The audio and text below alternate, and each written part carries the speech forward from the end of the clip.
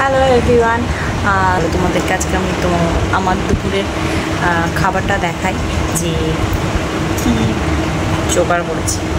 চলো তোমরা দেখে অবাক হইও না, আর অবাক হওয়ার কিছু না, এরকম তো অনেকেই করে। তো চলো দেখাই। এখানে হচ্ছে ম্যাঙ্গো, এটা তো বুঝতেই পারছো গরমকাল পড়ে গেছে। তালের শাঁস আমার ফেভারিট, আর একটা হচ্ছে এগ বয়েল, আর এখানে হচ্ছে টক দই, এক বাটি টক দই। তো আজকের দুপুরের খাবারটা হচ্ছে আমার এইটাই।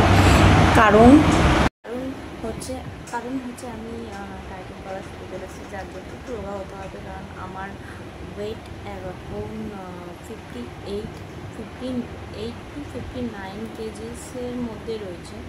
তো যার জন্য আমাকে ওয়েট কমাতে হবে, ফ্যাট লস যেটাকে আমি বলতে চাইছি। তো ফ্যাট লস করার জন্য আমি এগুলো খাচ্ছি। কারোর কোনো পরামর্শ নিয়ে এগুলো আমি করছি না, আমি নিজের ইয়েতে যেটুখানি জানি বুঝি সেইটুখানি অনুযায়ী আমি করছি। এর আগেও আমি বাড়িতে করেছি।